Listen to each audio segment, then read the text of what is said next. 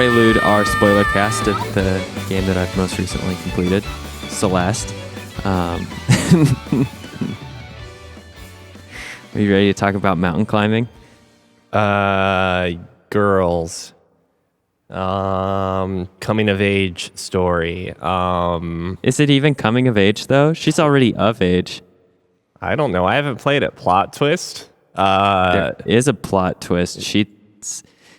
Okay, I'm going to stop talking about Celeste because I'm definitely saving it for when Cookie's back.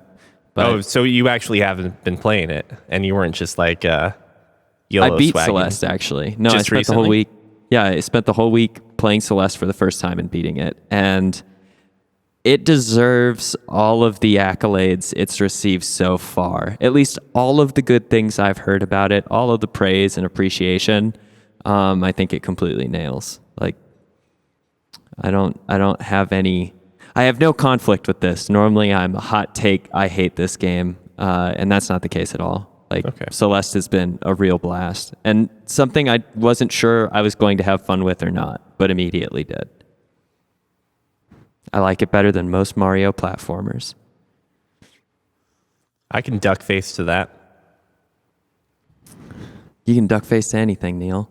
You just gotta do the lip thing. Yeah, I you know can't tell what? if I'm doing it right. I mean, the whole thing with the duck face example. I think most duck facers actually just like pucker up their lips into like a But they have freaking... bigger lips. Do they? Then they have bigger lips than we do, Neil. We're a bunch of thin lip namby-pambies around here. Anyways, Spoilercast. It's episode 152 of Fancy Ramen Podcast. Cookie is out for the week because he is mountain climbing as a redheaded. He's cosplaying as a mountain climber in the mountains with red hair. And that's entirely right. factual. He's skiing, right? Snowboarding, I believe. I do believe Cookie is more rad and snowboards as opposed to the lamer sport of skiing. I mean, I don't think you had to go there, but okay. I'm going to That's fine. start some beef. No, I'm fine. I think that the snowboard skier beef is dumb, but I understand the frustrations of snowboarders because they're the minority class. Like they get mistreated at ski resorts in comparison to skiers. Wait, you're shitting. I thought this was just I'm not kidding. It's not like ski resorts they're still called ski resorts. They're still, I'm not asking for a name change. That's not what is important. I just rolled my eyes at that one. But a ton of the infrastructure and how a lot of these places operate is still more skier friendly than snowboard friendly, which I'm fine with. But don't think I don't notice that they're putting moguls on everything, ruining a good time for all us boarders. So you inherently can't ski on moguls? Like, those are like the hills, right? You can, These small- yeah, they're the tiny hills. You can snowboard on moguls. It's very hard, and I don't know any snowboarders, even very good ones, who find them all that pleasant. They're quite awful to try and navigate unless you're extremely good. And so especially for the common enthusiast, like myself and others, it's just a huge nuisance. And the abundance of them in a lot of places and how they're set up make some trails like really skier friendly and snowboarder. I don't know. I don't actually know what the exact antonym to friendly is. I wanted to say foley, but that's obviously not the case. So I don't get it. Like, where do moguls even show up? Because I feel like I've never skied on one before. Are they like black diamond and up, or? Yeah, they do happen to be like relegated to at least intermediate and above, it seems, regularly. So that's a blue square, black diamond, double black diamond. And you find most of them on, I would say on average, they're going to be almost guaranteed on a lot of black diamonds.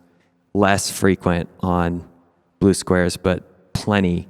And then double black diamonds are normally such rough terrain. I don't know if they always have moguls or not.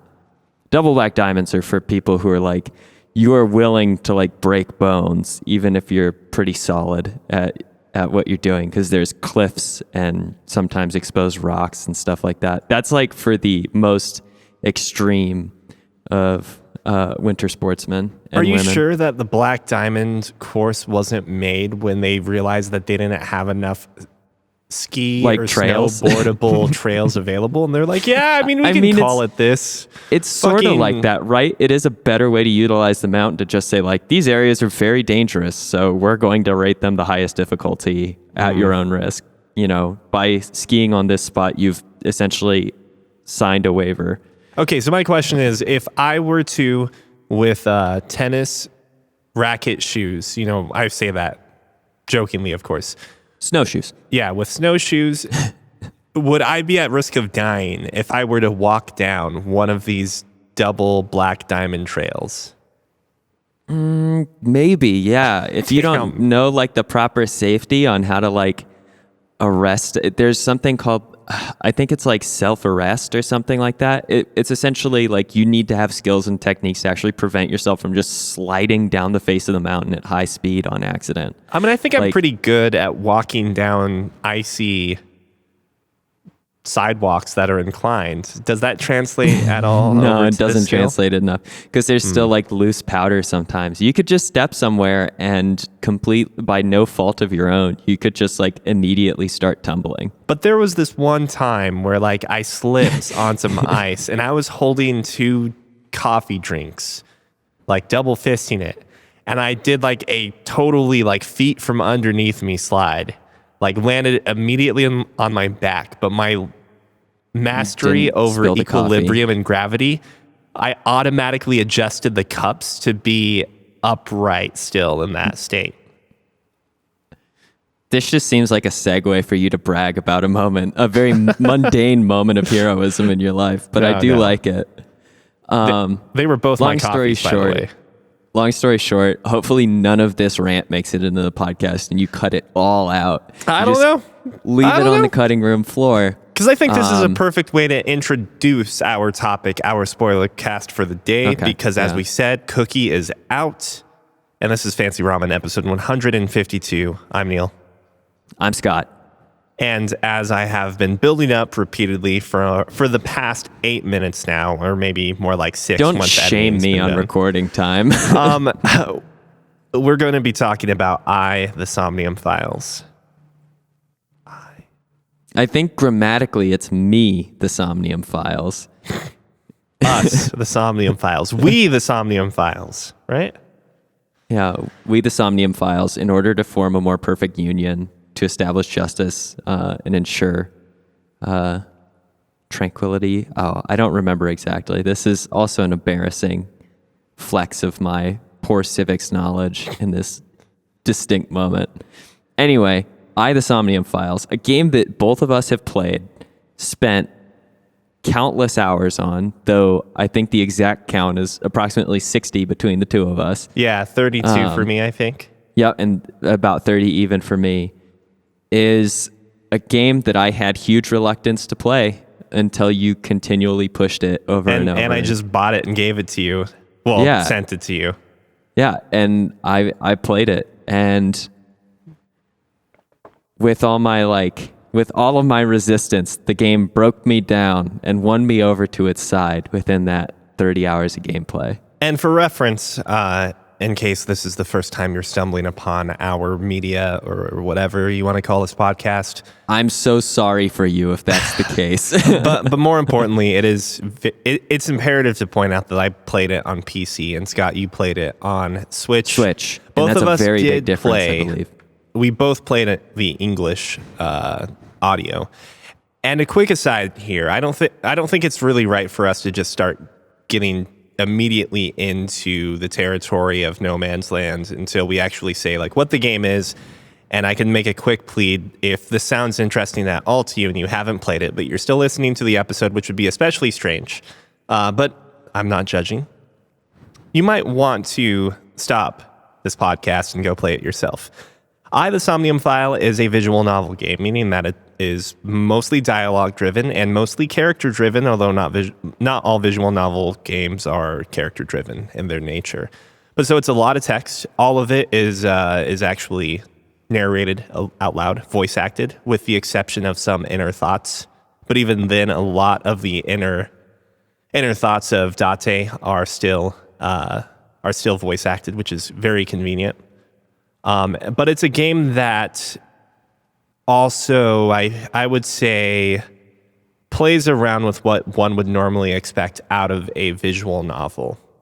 To make a comparison, I feel like this game is probably safe to spoil because if you haven't already played it, you've probably heard about it. But Doki Doki Literature Club, this is like the most common game I can compare it to, is a game that plays with the medium, the form of a visual novel, and uses the unexpected to essentially drive home its core point, so to speak, right? The Somnium file does something a little differently, but still it does something that's totally unexpected for visual novels, so to speak, unless you're familiar with director Uchikoshi's other works. But it's a game about a murder case, an ongoing series of murders, potentially. And you are trying to uncover the truth by jumping into dreams. And however bizarre those dreams may be, try to collect evidence and figure out the mystery. And that's the Somnium file in a nutshell. But how do we begin a spoiler cast, really? Because I feel like in the past we've kind of done a sloppy job of making sure we got all of our points in. So I'm not sure. Do we want to talk about just the grand story of it first? I think so. Because this is a visual novel game telling a story, and it's a novel story, to excuse the pun. And the most difficult thing about this is if we take, and anyone who's played the game will know this, anyone who's listening in because they want to learn more about the game, the reason that we're going to format it in this particular way is because in the gameplay you find out that the story is very fragmented. It is littered with the concept of multiple realities or timelines, which is such a fun thing to play with narratively. And I think that the game does an excellent job with it, but the story really rides upon this linchpin mechanic or concept of you exploring both the case in its function within a space of time, but also you're exploring the case from multiple angles, and those angles are different realities that the case takes place in because of how you impact the world.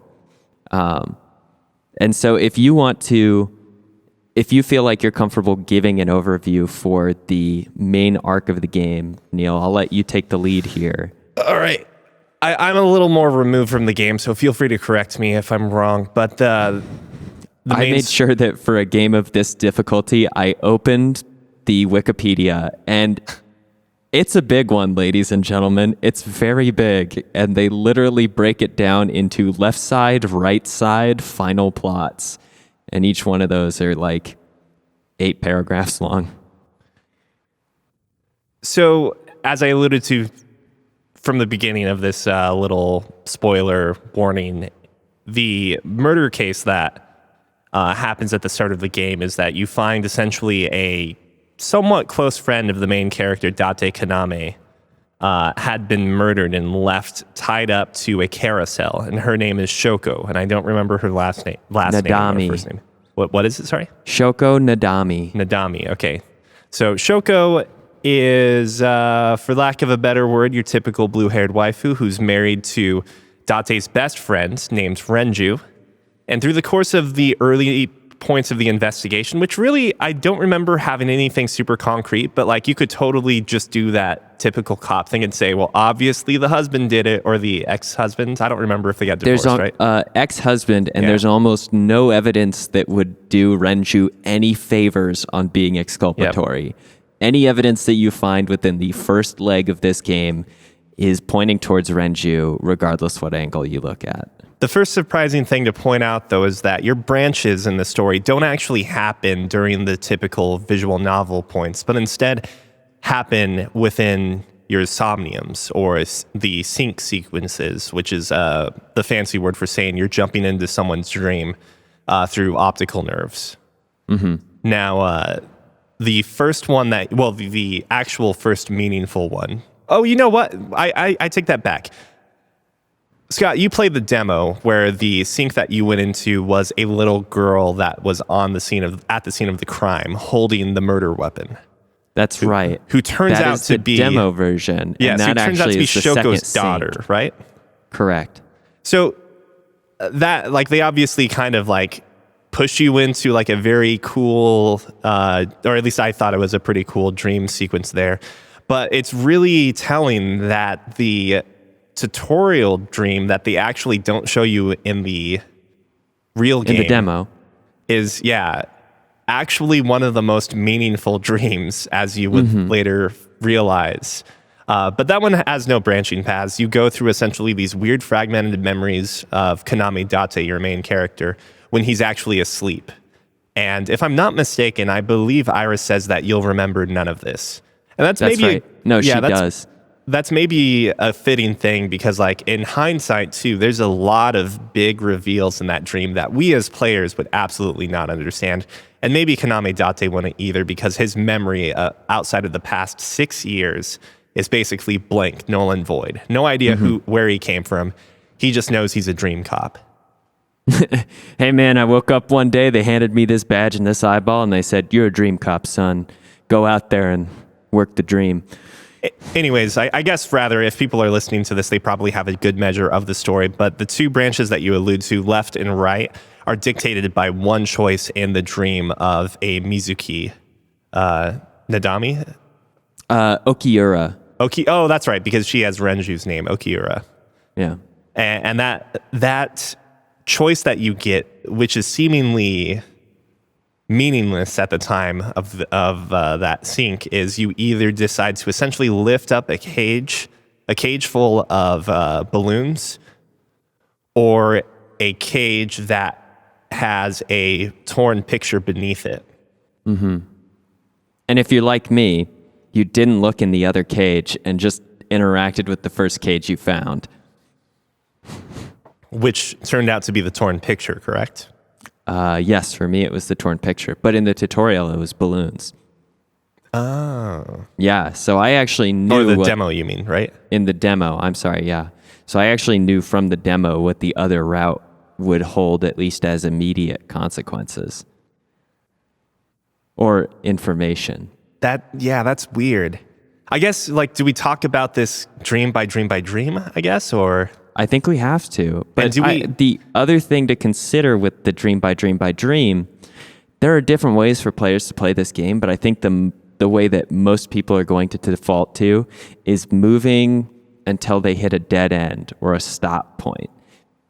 Theoretically, you can play this game, play a dream, and then play out both scenarios and decide which path you want to take. Because there's always a forking path. And you can choose what fork to take, but if you're really trying to crack the case, there's the chance that there's a player who decides to look at both paths more clearly by finishing them and then choosing to move forward from there, which is not something that I did, and I don't think it's something you did. And when this game gets to Cookie, I can guarantee is something he will not do. Which is crazy because the big reveal at the end of the balloon path is that the carousel that lifts up. I guess you did know about this portion. Can you explain a little more what you mean by what I knew one side over the other side, so to speak? When you complete the demo, you get the results of the dream, and I believe the demo ends at that point. So I don't even think you find out if Mizuki is mute or not if you take one route, or if her voice is restored. But what you do see is a character that you have no idea who they are, because at that point in time, you have no information to give you any sort of idea who this character is. But you see them curled up, frozen, with stab wounds in their back. Do you even know if they're frozen at that point? I think they look they're icy blue in their pallor. Oh. So there's some sort of indication that they are frozen, though it was difficult for me to tell in that moment in time whether it was frozen in a metaphorical sense or frozen in a literal this body is on ice sense. It's But yes, you find that out. The alternative is you don't lift up the carousel whatsoever, and your result instead is just consoling the young child of Shoko, Mizuki, and revealing that you are, in fact, her caretaker, essentially her guardian, since her parents are both busy being murdered or murdering, potentially. or being shit parents too. Yeah, or just being bad parents. It turns out that the murder and the murdering was not the first time that they were not like fulfilling their roles as guardians to this kid. That's the information you get from the split, is one of those two things. It's really curious that this is honestly the first time I've actually looked back on this dream, because the symbolic nature of putting or like discovering the picture, like I'm not exactly sure what happens or how Konami handles the photograph or the photograph pieces together, right? But It's curiosity mainly, from what I remember. it makes me wonder, maybe though, some if there's like nostalgia. some sort of symbolic notion to him putting together these pieces, or just realizing just maybe not realizing, rather, because he knew, so to speak, but allowing us as players to see like how fragmented Mizuki's family life actually is. Mm-hmm. And the argument can be made that maybe Date's not necessarily the best guardian at this point either, but I don't think that connection is necessarily made to the pictures per se, since he's not a part of it. I mean, he is an inappropriate caretaker for a child. Yes. I think it's pretty clear that Mizuki has turned out well-adjusted, considering her options for like role models. Sometimes having 3 bad parents can be just enough for you to know who not Make to it be. through. Yeah. But maybe the good qualities of each character is just enough to make one Overlap decent into parent. a single competent parent. Yeah, Yes. exactly. It takes a village. I still don't know like exactly how to approach this, because like unlike any other form of media or game, which is linear in its narration, so to speak, like even, taking a non-linear game or an open world game like Breath of the Wild, there is still like an action that one has to take to complete the game, right?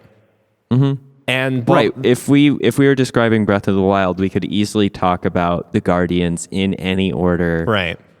And then finalize with Ganon. This game is just difficult in the fact that you have to, say, approach a Guardian and then decide not, or get blocked completely and cross the map to another Guardian, and get blocked completely and cross the map again to a third Guardian before you can go back to the first. And finally, after you've hit a bunch of dead ends that have redirected you away from your intended goals, you finally get to move forward in a fashion that feels more linear at the very end. It's absolutely a maze in which you don't have any knowledge of how to navigate it. And it is built to make sure that you hit dead ends at certain points. Which is why this game, I think, can only be told in the form that it exists. It's a video game, and there is player agency to determine essentially what routes you want to take and what choices you want to make, because there's no other way you can't make an anime out of this, I don't think. If you did, it'd be terribly messy. It would be like Steins Gate, but very bad. Yeah, I mean, Steins Gate is actually pretty linear when you think about it. There's different paths, mind you, but they all reach a conclusion. They just took the true ending. That's why I'm saying it would be That's why I'm saying it would be a bad Steins Gate. It would take what Steins Gate did to manage a multiverse theory, and it would scatter it across the floor. Yeah, and the whole thing is that it's really easy to see essentially, quote unquote, where the ball of Steins Gate, the focus point is in Steins Gate, because you just follow the main character's experience as he goes through the different. Again, I don't know a whole lot about Steins Gate. I still haven't finished the game yet, but I already know some of the world or dimension shifting, and it's it makes sense. It's really easy to tell because you just use Hoin Kyoma or Ryoma or whatever his name is as the centerpiece, and you just follow his path. I'm assuming is what they would do in the anime, because it works fine in the game. This game, It's also what they do in the anime, from what I remember. And so the Somnium file obviously has like a whole lot of player agency in where you approach or go first. But I'm going to make a guess that I think most people end up going down the left route first, which is where like events essentially start getting worse and worse and worse. You actually get to witness the crimes to a much greater extent. When you unearth, we'll say, the photos and essentially discover, I guess unearthing the photos, actually what that does is helps Mizuki remember the good parts of her family life before things happened, before bad things happen at least, or maybe you see those. I'm still like wondering how dream sequences actually affect the people that are dreaming. I think it impacts how they process the information. I think so too. I know they're basically saying that like if they're in a dream, they can't blah blah blah. But I definitely think it has some sort of impact on the person that you're sinking into. There's a few cases where it doesn't, and I'm pretty sure it's intentional. But we'll get to that in a second. But this is where my memory is kind of hazy because so many things happen during the sequence of time. But one of the constants that you know about is that Renju has been missing throughout the duration of the early game until he's not missing. And you also know that someone is trying to contact Iris, the net idol, gone pop idol, I guess you could say. I don't know, do we just hit the most important parts or important points? It's hard for me to say, it's hard for me to direct where we want to take this spoiler cast, this discussion. One way that's possible is to essentially follow our story beats until we hit dead ends. That's a messy way. It is how I played the game. The alternate option is to try and wrap it up and then use evidence generated from different branches to like continue talking about how we get to the final revelations and whatnot. Both are very difficult. Yeah.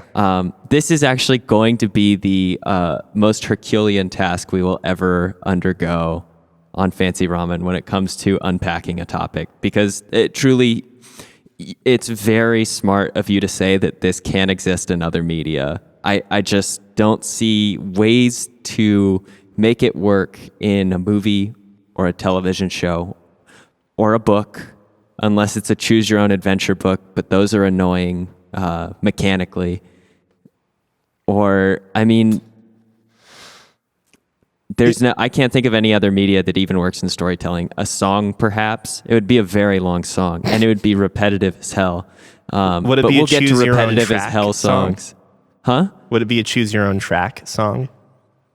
No, it would be a song performed by one of the voice actors that plays more times than you could fathom in a game and makes you realize that comedy is about repetition to a point. Okay. So I think what we have to do is actually just lay out the actual thing that happens, and hopefully everything leading up to this point has been enough to deter anyone that might not know the twist to completing the game or playing the game.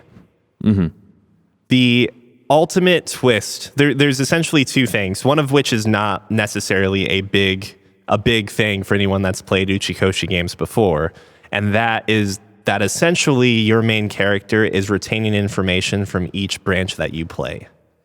There are small bits of information and hints and clues that he retains from one path to another, which is made all the more evident in the true path, so to speak, when he's able to essentially come up with things out of nowhere, despite another character saying that, oh, maybe you're getting your memories back, which you might think is actually the explanation, until Kaname Date tells Mizuki that, hey, remember that time you were crying for me? Which only happens in one specific branch. So, in which it is not the branch that the true ending path is on. So that's like that is the Uchikoshi twist.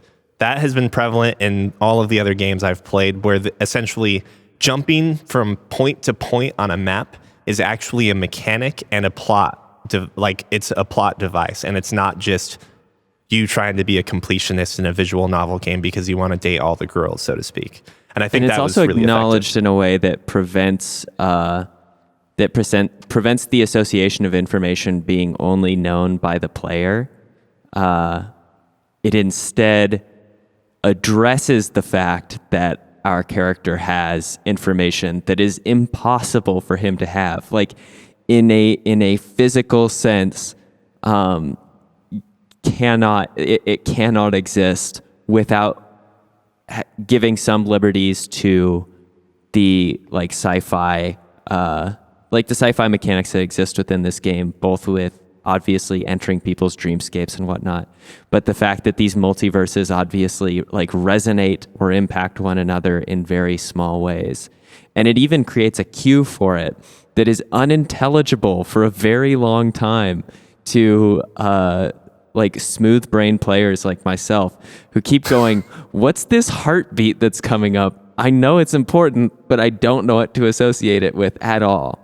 It turns out that really is an indicator that you have uncovered some sort of kernel or grain of information that will provide you a through path to a roadblock that you have already encountered or will encounter later. The second twist is that by diving into someone's Somnium or syncing with someone past the 6-minute time limit, if I'm not mistaken. It's yes, exactly 6 minutes. Any longer, and there's no guarantee that your ego will survive.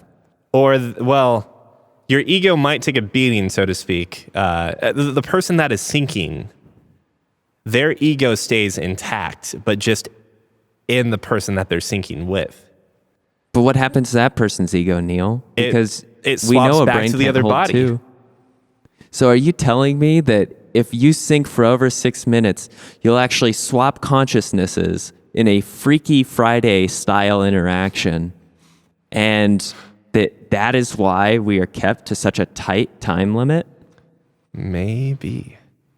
Just maybe.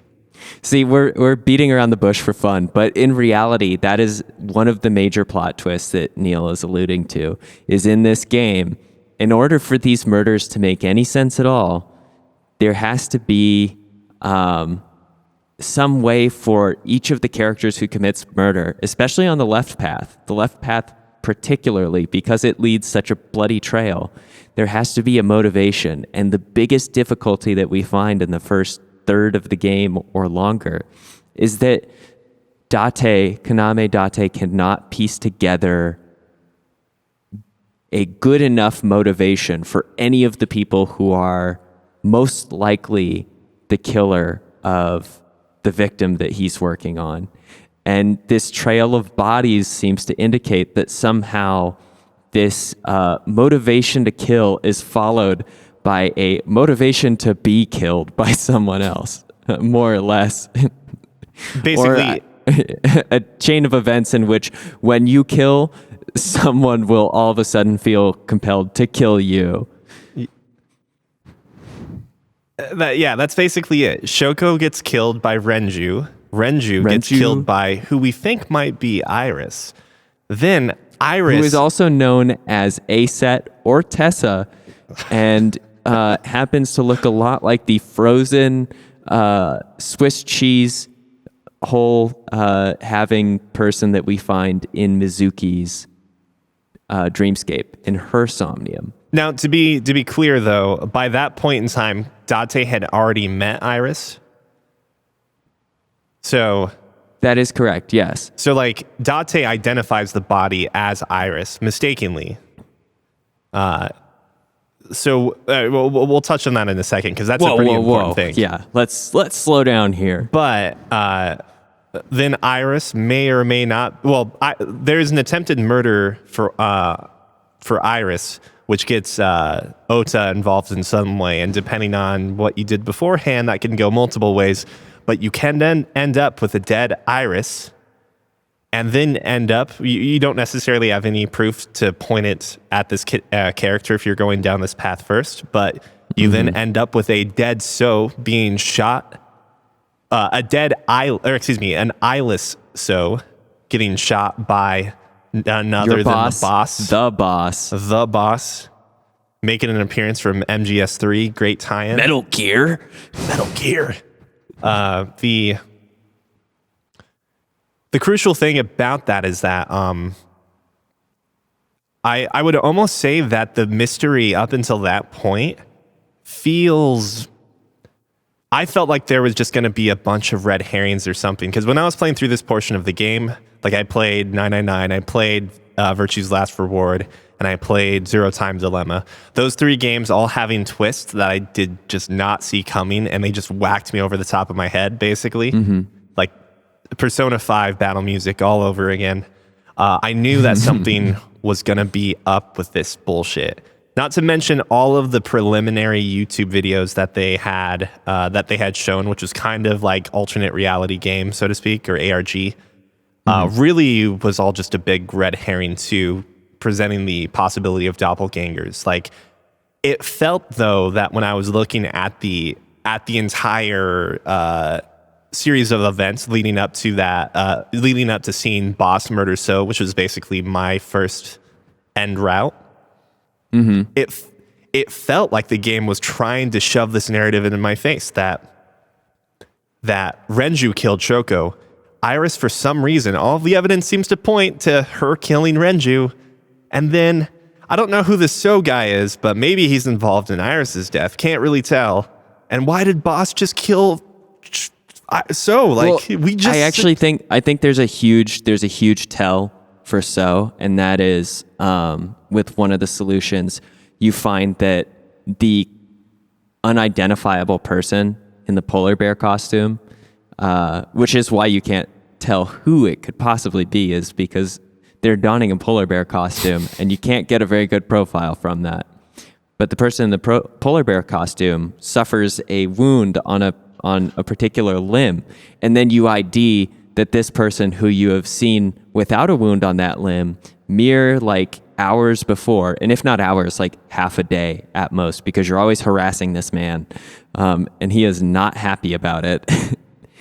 You find him to all of a sudden have a matching wound. But it's important to also point out, though, that you don't get that evidence if you're going down what you could call the quote-unquote bad route. Yes, the bad route. In a game in which you're expected to believe that there is a good route, and for 7 out of 8 or 9 out of 10 routes, whatever it is, you find that, yes, this is also not a good route. Yes, everyone has died in this route. Yes, half of the cast has died in this route. Yes, only 3 people have died in this route. Which, like, let's be real, like, I kind of expected it, but I want to point out that no one actually dies in the true ending throughout the course of the game. Renju, okay, so let me put it this way. No one good technically dies through the course of the Somnium Files when you do the quote-unquote good route. Because the only person because Shoko's body, I should say, has already been killed. There's no hopping to a previous time point. Right. So you can that's why she's a child beater, and that's why we don't care. Well, that's not even Shoko though. Right. Shoko's already dead though. Right, but Shoko's body is inhabited by Renju. So like, yes, it sucks that Renju died, but like we start the game with Renju dead. There's nothing we can do about it. Like there is no innocent loss of life from the start of the game to the end of the true path.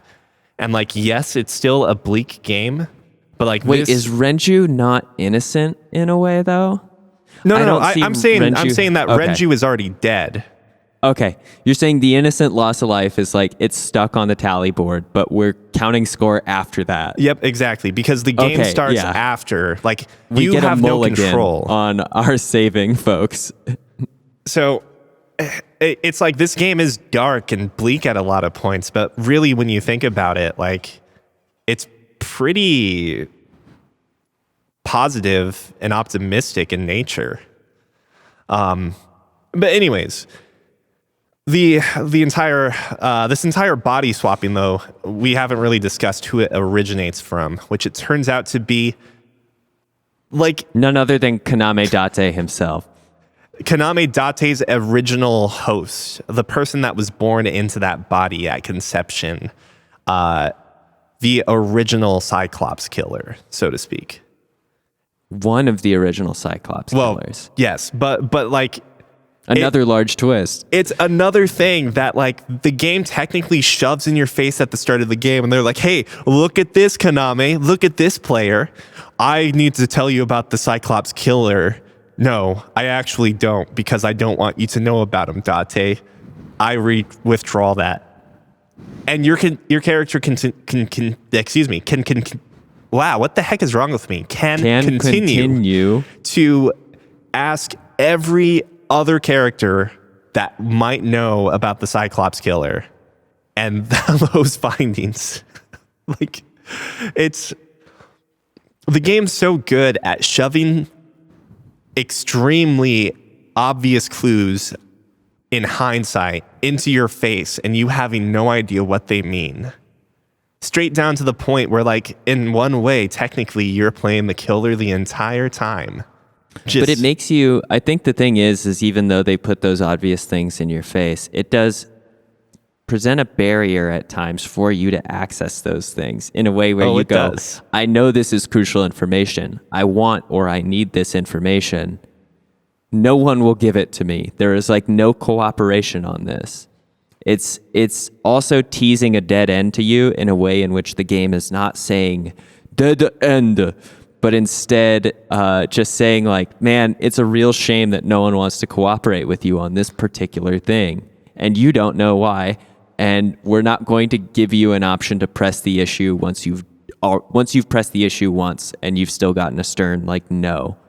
I mean, I think it's enough of a hint. Yeah, exactly. It does act as a hint. The fact that you're getting roadblocked on something. It is. It's when you find your grape soda missing from the fridge and your roommate has like purple stained lips and you say, "Hey, can I ask you a question about the grape soda?" And they say, "Absolutely, unequivocally, I will not speak about the grape soda." But there's a reason for it, and that reason is they don't want you to have the grape soda because it turns out you're actually diabetic. Yeah, they're doing you a favor, but they don't know how to breach the topic. But I mean, the big reason why is mostly because they being boss and Pewter in connection, because, you know, boss is also Pewter's boss. They don't think it could be the Cyclops killer. There's no fucking way it could be the Cyclops killer. There's maybe one plot hole in that discussion, but let's retrace the steps of our killer here, which goes by the name of Saito. Am I correct? That's correct. So Saito, so it turns out years before the actual game and the murders of the quote-unquote new Cyclops killer, if you want to refer to him that way, there is a Who's series... the old Cyclops killer? I do love that the game starts with like, the new Cyclops killer cannot be the old Cyclops killer. It's an impossibility. And yet... I mean, the whole point is that someone's already in jail for it, right? They're still in jail. So what's going on there? It's starting to sound like our criminal justice system. I mean, yeah. God, this is such a fucking cluster. Like, it's so hard to parse, organize. Yeah. I mean, that is why this thoughts? Is the spoiler cast, though. I think this is the big thing, is anyone who has held out to this point, who has not played the game, is probably thinking, what is this like spaghetti of narrative? And people that are listening maybe just want to hear us discuss or talk about our experiences, maybe that's what we should be doing more of. Absolutely, but it is going to frame me as a big idiot. I don't think so. I don't think there's any way you can really figure out what's going on until you're like 60 to 70% of the way through the game. Like, they definitely have some heavy, hard-handed, shall we say, foreshadowing Foreshadowing. Yeah, the foreshadowing's amazing. Like, why? Okay, yeah. So, like, straight from the get-go, let's talk about the Cyclops killer. There's no way it's connected, which means, it's connected. It's connected, it's absolutely connected. Well, it happened 6 years ago.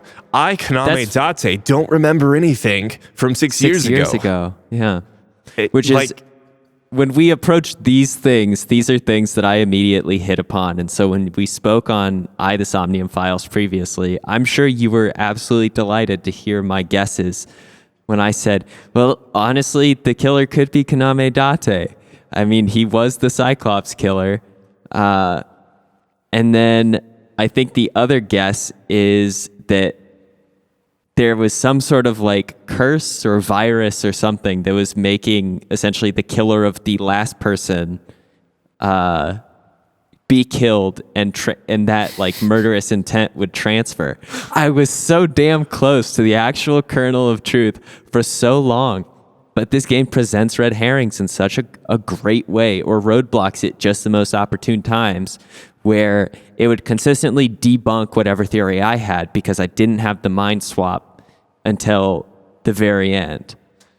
The fact that they keep the consequences of the game mechanic that you've been playing around with for maybe 20, 25 hours at that point under wraps, and they do such a good job with it by slowly educating you on the theory behind it and giving you all the pieces you need to later put it together with a little bit of help, is brilliant. It's a great way to help you continually formulate the wrong idea. And there's one really key piece of evidence. It's like, let me rephrase that. What happens is, I think every time the game gives you one step closer to the truth, they also give you a step in the wrong direction. So notably, the Cyclops killings, when you start to learn about the original ones, like one of the big things that you find out is that Rohan, one of the two original Cyclops killers, I mean, technically there were three, right? 3 killers. No. So if you're talking about our number 89, I believe. Yeah, I don't remember the exact. I don't think he counts. Okay, I know that he was commissioned by Rohan to basically off people, but I guess those are not related to the Cyclops those killings. Yeah, those killings are unrelated until, of course, the last murder that occurs within the Cyclops killings. Or attempted murder, you mean? Okay, yeah, sorry, the murder before last, the icebox killing. In which a set looking, an iris appearing, also great name. What a great name for a game all about eyeballs. The iris lookalike character is murdered in the view of number 89. Before we touch on that, though, before we touch on that, I do want to express, though, that like the portion of time where you start to hear about Rohan and how he had to essentially he had essentially some sort of thing where he couldn't see out of one of his eyes, but they made it sound way more mysterious in that, like, if he looks at an object, he can't see the left side or right side or whatever, which pushed him to remove the eyes of these victims that this Saito character, who turns out to be the essential, well, I don't know if we want to touch on that quite yet. It's not necessarily important. But we learn essentially that the reason the old Cyclops killings had an eye removed was because... It was an obsession. It was an obsession. It was like the MO, which is useful within the sense of figuring out the truth of the original murders, but it's actually a step in the wrong direction when it comes to the new murders, because we assume then that that's the killer's trademark, right? But it's actually not a trademark. It's literally a functional thing that he has to do. It's a necessary mechanism for the killer to remain undetected. Or kind of necessary. The idea, the whole truth of the matter is that he's taking them to the beta or the prototype version of the sync machine and then pulling out their eyes. And then because he's not going to use that body anymore, he may as just fucking rip it out of the socket. Oh my God. And eat it. Wait, did he eat it? I don't. He eats the eyeballs. That's how he removes the evidence of the eyes. Oh, I forgot about that part. Fuck. I think that's the first dead end reveal that I got, was that Rohan had Shoko's eyeball in his stomach. Oh, that's right. Okay, sorry.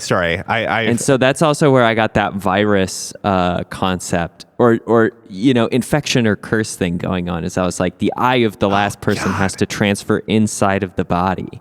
And that's part of the mechanism. That is so bizarre, right? That I forgot that's such a weird fucking thing. Like, but that's the whole process, right? The game gives you good evidence and then misleading evidence at the same time. Mm-hmm. And yet still, and maybe I'm wrong, maybe someone could point it out to me, but still, both pieces of evidence technically lead to the truth, but they're given to you in a way that misleads you and leads you at the same time. And the dead end, you could say that the dead end is always a piece of capstone evidence. It is evidence that does not get a red herring applied to it, because the pathways that we move down are based upon, the way that you're characterizing this pairing is very important to how they've structurally made the game, in which evidence that would put you too close to the truth is paired with conflicting or deflecting evidence.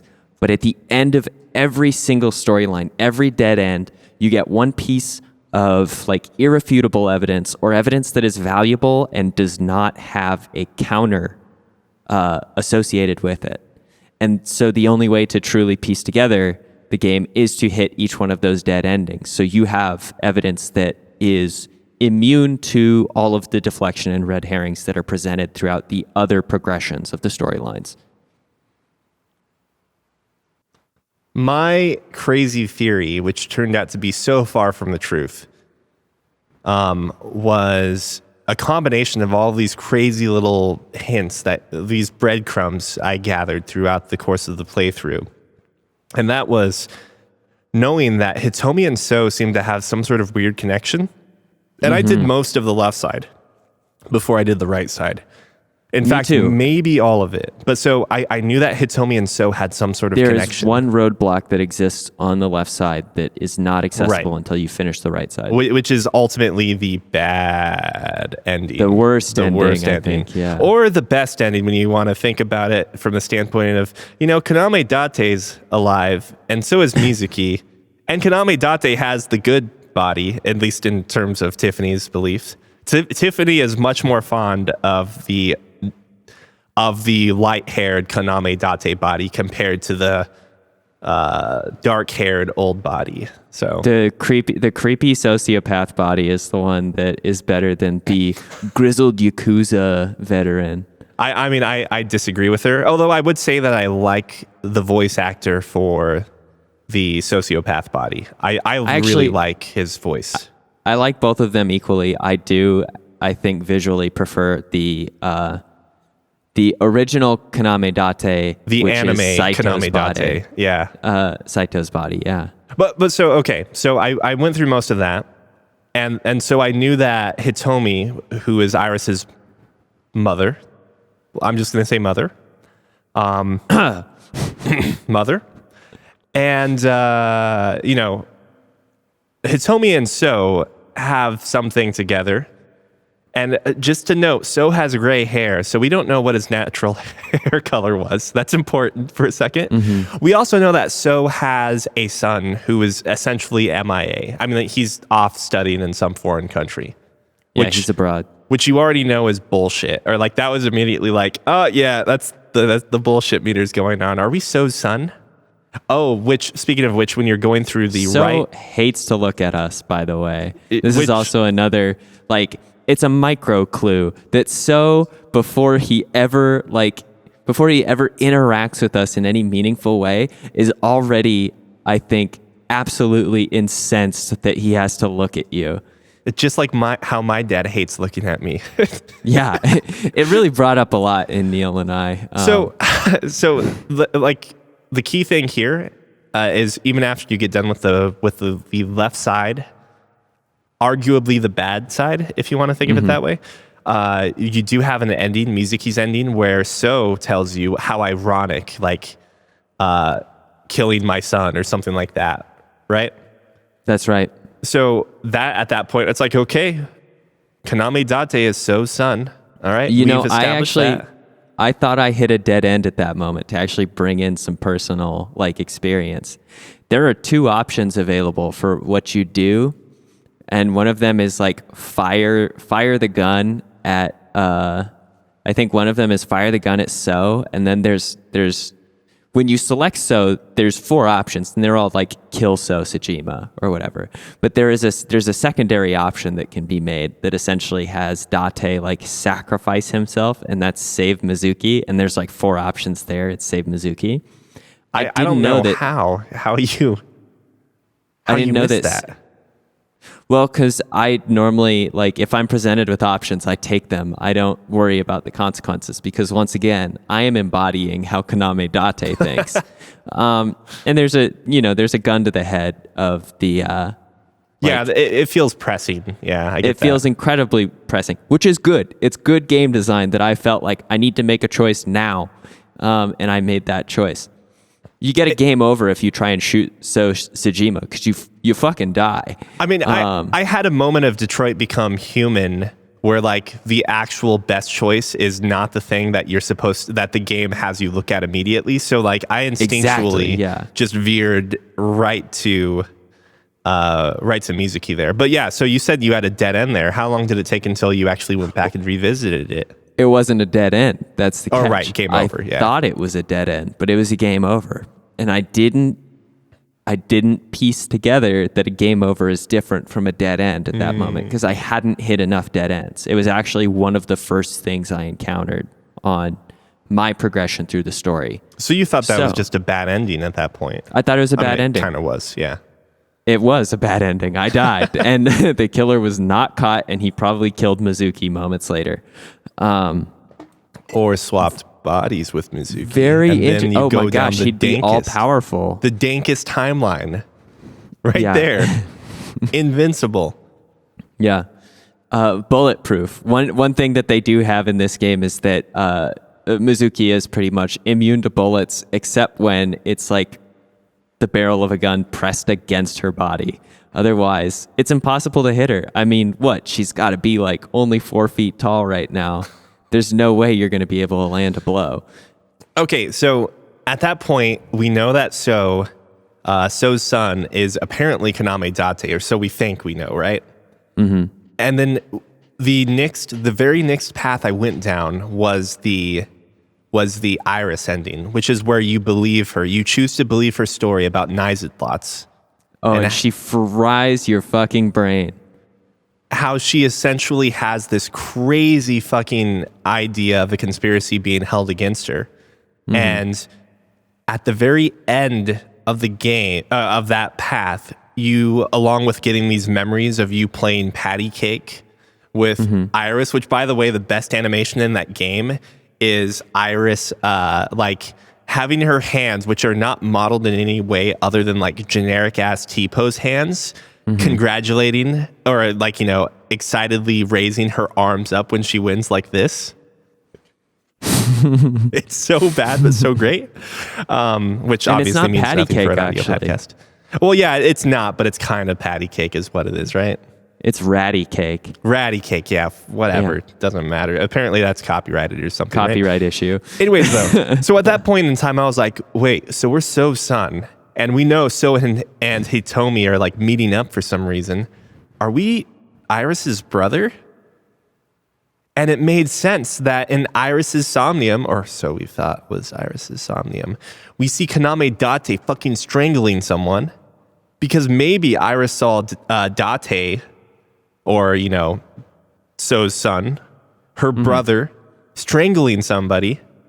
And it was so traumatic that she fucking has a crazy ass, horrible somnium and dream as a result and chooses to block it out. And being shown these photos of these things, like during her interrogation, was enough to resurface some of them on a subconscious level. So for a while, I was really thinking that. I don't know how and I don't know why, but I think Kaname Date is truly the killer of old. And I had no idea what was going on the new side. I thought that maybe a doppelganger was related because, doppelganger. The one thing I didn't get... I there was like a pretty obvious red herring, at least it was to me, that the game essentially makes Kaname Date, or the story, the events, makes Kaname Date think that the Somniums themselves are actually changing reality. Mm-hmm. And it was really interesting because I really like that, like, that Aiba actually starts to kind of get fooled by it too, but through like the course of the events, because she's also present in the Somnium before, so she doesn't have a state of like the world outside of the Somnium, right? Right. At least we're led to believe that their attention is completely removed from the outside world when they're in the Somnium. Right. So I remember you talking about it, and I remember you thinking that, oh, the dreams are changing reality. Like, did that catch you off guard? What's interesting is Aiba kept fighting me on it. Like, that's actually the thing that they use Aiba primarily for, is to counter that idea over and over. Mm-hmm. Aiba is always debunking it. And it made me think, as a player, first off, is this like, hey, don't look at that. Don't look at the man behind the curtain, over and over. Of course, it's a little bit, it's done with a fair amount of like finesse and intricacy, though, because it's telling the story of someone saying, don't look at that man behind the curtain. And so you're already being enticed and interested in it. And then you're, having your hand slapped away as a player, as literally anyone. When you're told about something and you're immediately told, no, you don't want to know anything about it. This information or this interaction is off limits. What does it do? It does motivate your character to want, and it motivates you to want to make some sort of pursuit towards that. We do not like the unknown. It is one of the most human instincts to try and address and eliminate the unknown. And so it's very clever, but after I kind of fell for the initial thought of that not the multiverse, but that the dreams do impact reality theory, getting repeatedly told no and no over by Aiba initially solidified me until I hit more dead ends. I absolutely did think, like, that makes sense how this whole game works mechanically then. It's like, I'm changing reality in these people's heads. But the game is also very, not clever, maybe I would use that term, in presenting the scenarios in just the right way so that only Kaname Date seems to really be experiencing these instances firsthand. Like, Aiba loses power when he reaches the meat locker thing or whatever it's called, the refrigerated warehouse for the first time. So that's he right. goes in and sees the body. Okiura fishery. Yeah, thank you. He goes in and sees the body of quote unquote Iris only by himself. With Aiba powered down, yeah. And like, I don't know if you remember, but as you get further through that path, like, Aiba starts to believe you too, as thinking like, well, maybe this is possible. Yeah, she never says, like, she never gaslights Kaname after, actually, no, she never gaslights Kaname. Even when he presents the information for the first time, she's like, I was powered down, I have no information on it. She's just like, I can't refute it, but I don't know it. Yeah. And she chooses over and over to provide logical rebuttals and debunking. But as far as her actual, like, we can say personal, I guess, as far as her personal opinion or thoughts on the matter, she never presents as though she has anything else, like, made up in her mind. Right. She's not concretely attached to any other theory. She's just making sure that every time that we mull over this thought, that logic can be applied to it, and any time that the logic debunks something, that is mentioned. But she never completely pushes us away from it. She just prevents us from doing anything that is illogical, which is very, very good writing and very interesting for the story, with our character essentially being an artificial intelligence. Like, she still remains completely unmoved by any sort of, like, pathos argument, any sort of feeling or like gut check is it's completely bulldozed by Logos, by Iba, if ever possible. But she doesn't rule it out because she wasn't there. So she doesn't have data to completely confirm that it was not true. I'm trying to remember so the she big trusts points. Date. Like she trusts Date for the information that can be corroborated, which is very interesting and I really liked. I think part of it is that, and we don't necessarily get this because we start the game in the context of one case, but I think Date is supposed to be considered like a good detective, like a competent one. Yeah. No, I do think maybe it's in the files. The thing that this game does that's really nice too is all of the appendices and extra files that you can look through when you need information on a subject or a topic. Luckily, since this is talking about like basic neurochemistry and there's in a lot of crime, especially a lot of murder, like the biology that gets introduced is all like pretty rudimentary for someone who had maybe a university background like I did. So I didn't have to go in to look up what like acetylcholine esterase was. But it's really nice to also have these profiles on characters that gives you somewhat of a breakdown. They're also very funny. That's one thing that I will say is like, it's good to read these just for the jokes that are in there. From time to time. But there's definitely evidence in Date's file, which looks almost the same as Saito's file. I didn't even notice.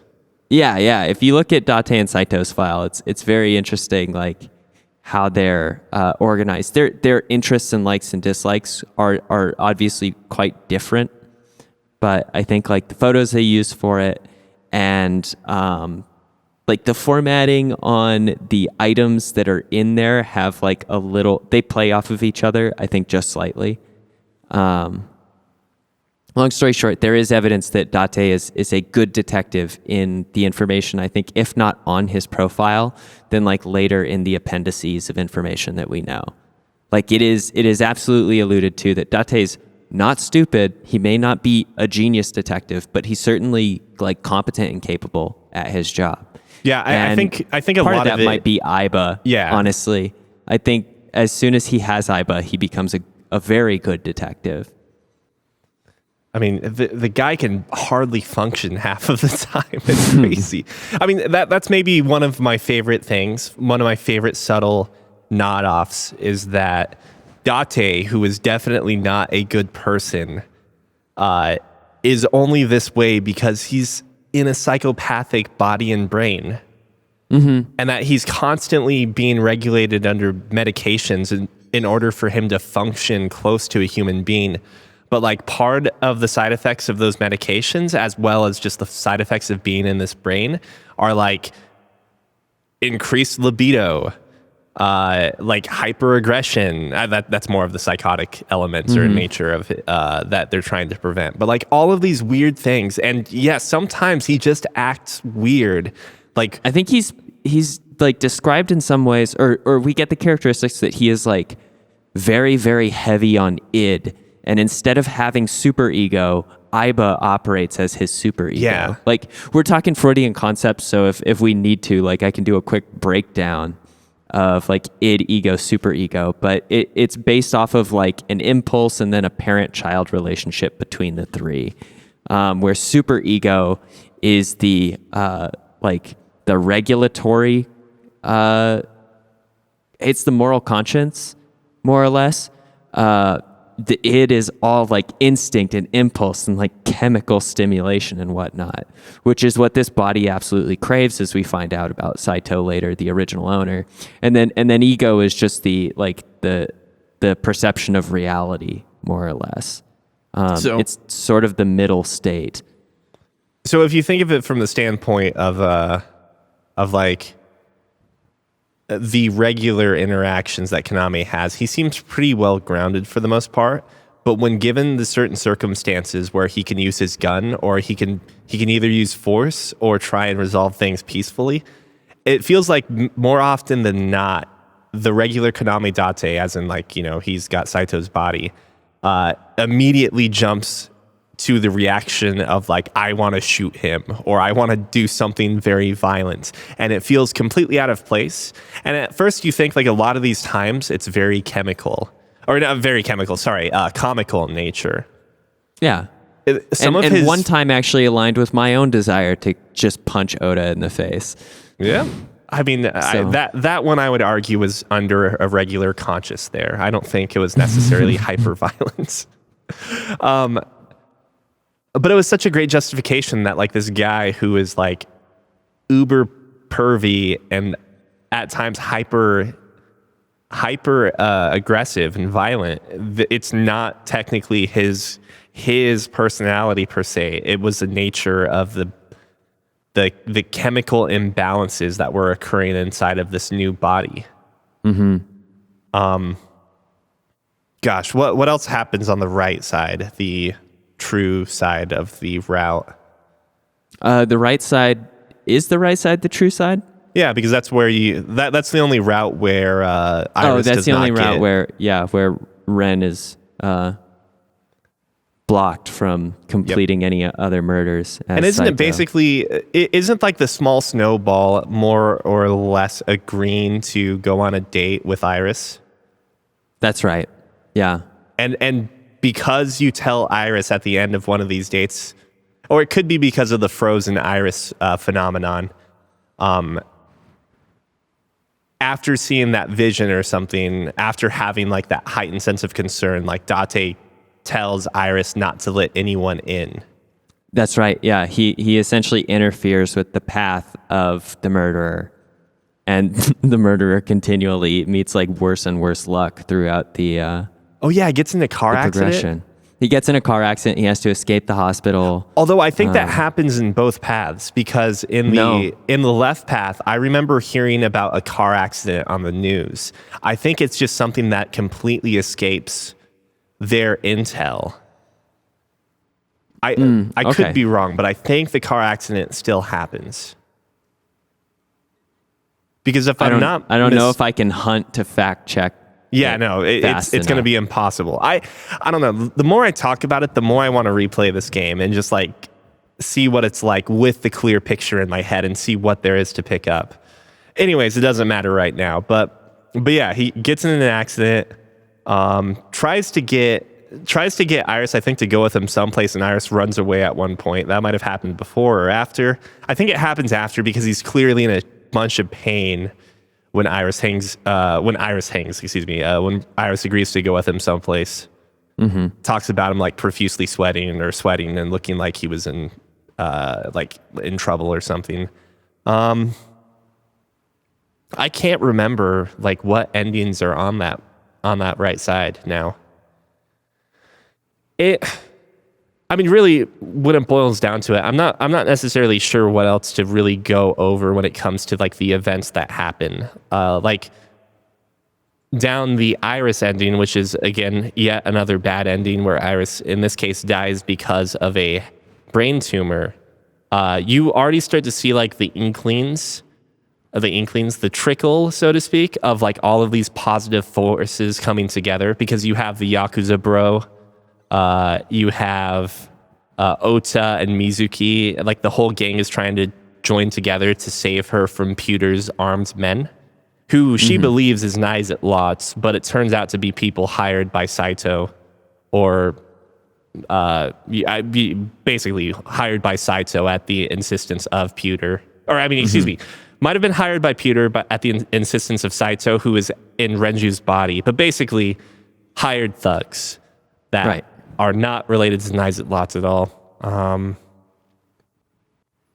Renju's whole heel turn, so to speak, is also like a reveal that he's in a relationship with Renju. What a big twist. Did not see that coming at all. Which also makes sense as to why Pewter is so willing to help Date out on the left path, because his lover was just fucking murdered. Yeah, and so he's willing to push boundaries as much as possible. Really, but on the right side, he's a huge barrier. Yep, because he's helping his lover. Yep. Or so who he thinks is his lover. That's like maybe the one sad part about the true ending is that Pewter kind of gets fucked over. Like, he's following his heart and he's following what he believes to be right. Like, he trusts Renju. He becomes a very like easy character to have some sympathy for, because it's a bad outcome for him no matter what happens. Like, Renju, as we've said, is the one mulligan on the chalkboard. Like, he's going to die either way. And if he dies early, that is unfortunate for Pewter. But if he survives and he has time to contact Pewter, he manipulates Pewter to his advantage because it is no longer Renju. It is our true killer occupying Renju and using Pewter as his probably most effective like pawn or tool to halt and delay the investigation. Unless, of course, we talk about the route where he takes over the boss, because those routes are intense. Like, I really did enjoy the twist of first finding out that I had no concept of the body swap option when the boss turned on me on 2 different occasions. And that's tough because that's your superior and she can really like shut you down. Those are both like obvious dead ends and end states when the person in charge of you and your investigation is essentially like, yeah, we're done here. I'm either going to get you arrested or you will be killed. Well, and that's such a huge thing too. Like, having like the dead end of the quote unquote worst route. The first dead end, if I'm not mistaken, ends with the boss shooting So. And yeah, she shoots So, and then you just can't find her. And she also like ducks down, looks at the camera, and then turns off the camera, like turns off the feed. And it's just like, holy shit. Have we been getting Has the this boss been whole orchestrating time? this? Yeah. Who's the first person who showed? It's such a good route because who's the first person who gets you involved with the case to chase the killer? It's the boss. Yeah. She pulls you in on this on special assignment. So at that point, before we have any valuable information, especially if you take the left side first, you're presented with this concept of like, of course, the boss can like organize all of this and keep you out of it. She's essentially like handling you in the case at all times. She knows where every dead end, where every blind spot is at. So it gives the opportunity for her to be the killer without any of this consciousness swapping or other like outrageous fantastical theories. I mean, where do we take it from here? Like, we got to wrap up. We got to say what that resolution path results in and how we get there ultimately. Each step of evidence that walks us in. You might want to take the reins on this because my memory is probably fuzzier than yours, being like more than a month removed. It's really been a while, yeah. I will work through this. So we start on our straight path with our revelatory tutorial Somnium. And I think going through the Somnium, like using the Somniums as a guide is probably the most important thing. And so I'm going to try and find a list really quickly of the Somnium paths.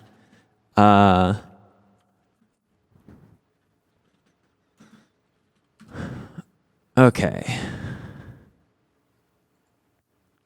And so while I get these, okay, perfect. While I get these chapters put together correctly, we start off with the valuable information that I didn't go back to replay, and I think it would be valuable to actually go back and replay that starting tutorial if possible, because I think the game lets you pick up kind of where you want to an extent. We can go back into Falco and 89's memories, and we get a little bit of an idea of the relationship that existed between the original Kaname Date. We have no idea that we have Saito's Date yet, but we definitely have so many pieces of evidence that, well, actually at this point we would know that Kaname Date is actually Falco because Saito has already provided the interview as the boss on the left-hand side, giving us the information that, yes, we are actually in his stolen body and he's not happy about it because he gets a huge, like, I believe it's a dopamine release for his murders in Kaname Date's body.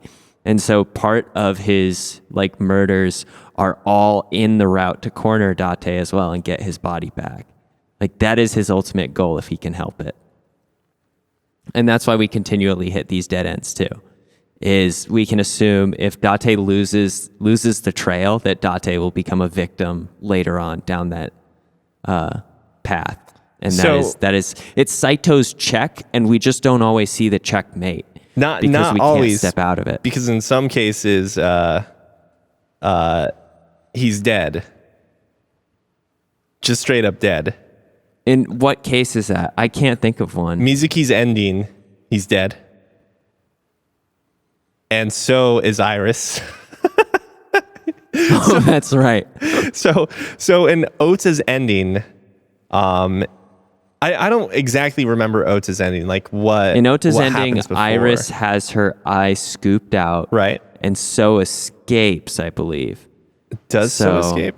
Okay, so that might be a potentially bad ending because, or maybe Date's fine. Like so shuts the investigation down. That's what it is. Ota is in the hospital. Iris is in recovery as well. Like she's also in the hospital. So shuts down the program.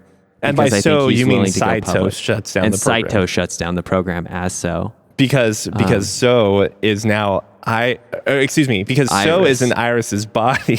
That's which means that Ota's new girlfriend is going to be like a 70 or no, not 70, like a 60-year-old man. Who's in his daughter's body. Yeah. It's fucking awesome. We can label that, as a bad route. What relationship is that? I'm dating my daughter's boyfriend. Ota is definitely not Iris's boyfriend either, though. Well, yeah, no, but I mean, that would be what you would call the manga, right? When this becomes serialized. Yeah, I'm dating my daughter's boyfriend. Yeah.